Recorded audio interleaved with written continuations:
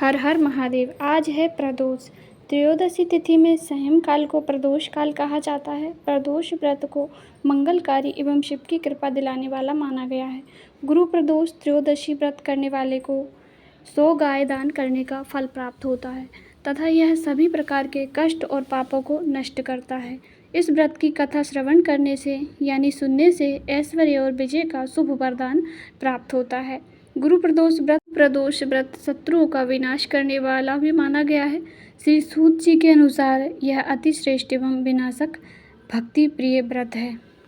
गुरु त्रयोदशी यानी प्रदोष व्रत की पौराणिक कथा। इस व्रत कथा के अनुसार एक बार इंद्र और वृत्तासुर की सेना में घनघोर युद्ध हुआ। देवताओं ने दैत्य सेना को पराजित कर नष्ट भ्रष्ट कर डाला। यह देख वृत्तासुर अत्यंत क्रोधित हो स्वयं युद्ध को उगत हुआ। असुरी माया से उसने विकराल रूप धारण कर लिया। सभी देवता भयभीत हो गए। बृहस्पति जी की शरण में पहुंचे। बृहस्पति महाराज बोले, पहले मैं तुम्हें वृत्तासुर का वास्तविक परिचय दे दूं। वृत्तासुर बड़ा तपस्वी और कर्मनिष्ठ है। उसने गंधमादक पर्वत पर घोर तपस्या कर शिव जी को प्रसन्न किया है। पूर्व समय में वह चित्ररथ नाम का राजा था। एक बार वह अपने विमान से कैलाश पर्वत चला गया। वहाँ शिव जी के वाम अंग में माता पार्वती को विराजमान देख वह उपहास पूर्वक बोला, हे प्रभु, मोह माया में फंसे होने के कारण हम स्त्रियों के वशीभूत रहते हैं, किंतु देवलोक में ऐसा दृष्टिगोचर नहीं हुआ कि स्त्री आलिंगन बंद हो सभा में बैठे। चित्ररथ के यह वचन सुन सर्वव्यापी शिव शंकर हंसकर बोले, हे राजन, मेरा व्यावहारिक दृष्टिकोण पृथक है।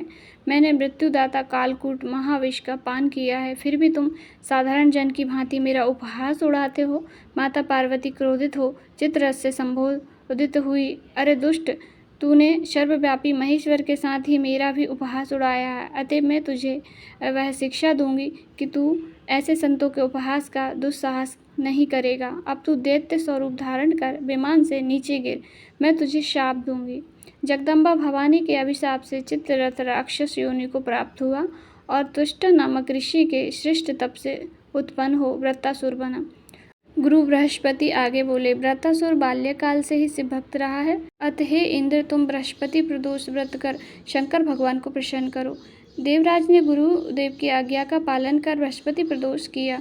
गुरु प्रदोष व्रत के प्रभाव से इंद्र ने शीघ्र ही वृत्तासुर पर विजय प्राप्त कर ली और देवलोक में शांति छा गई। अतः प्रदोष व्रत हर शिव भक्त को अवश्य ही करना चाहिए। प्रदोष व्रत की दूसरी कथा।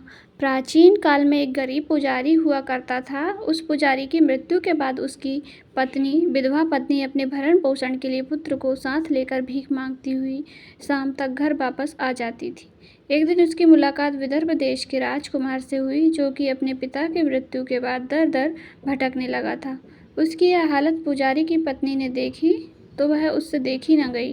वह उस राजकुमार को अपने साथ अपने घर ले आई और पुत्र जैसा रखने लगी।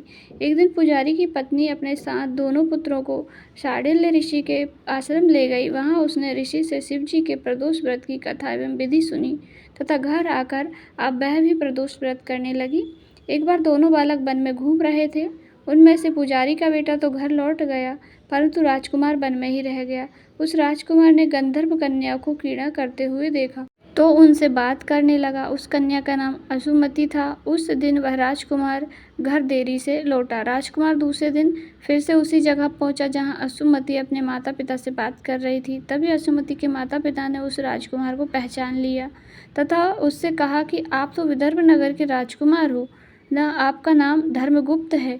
अंशुमति के माता पिता को वह राजकुमार पसंद आया और उन्होंने कहा कि शिव जी की कृपा से हम अपनी पुत्री का विवाह आपसे करना चाहते हैं। क्या आप इस विवाह के लिए तैयार हैं? राजकुमार ने अपनी स्वीकृति दे दी तो उन दोनों का विवाह संपन्न हुआ। बाद में राजकुमार ने गंधर्व की विशाल सेना के साथ विदर्भ पर हमला किया और घमासान युद्ध कर विजय प्राप्त की तथा पत्नी के साथ राज्य करने लगा। वहाँ उस महल में वह पुजारी की पत्नी और पुत्र को आदर के साथ ले आया तथा साथ रखने लगा। पुजारी की पत्नी तथा पुत्र के सभी दुख दरिद्रता दूर हो गई और वे सुख से अपना जीवन व्यतीत करने लगे।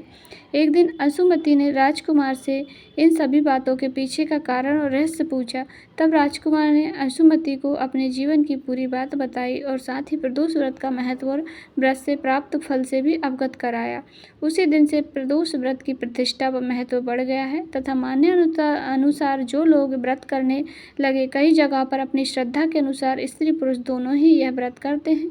इस व्रत को करने से मनुष्य के सभी कष्ट पाप नष्ट होते हैं एवं मनुष्य को अविष्ट प्राप्ति होती है। हमारी प्रदोष व्रत की कथा संपूर्ण हुई। जो भी इस कथा को सुने पढ़े हुंकारा भरे उनके सभी कष्ट दुख भोलेनाथ माता पार्वती दूर करें। सभी मिलके प्रेम से बोलिए हर हर महादेव, हर हर महादेव, हर हर महादेव।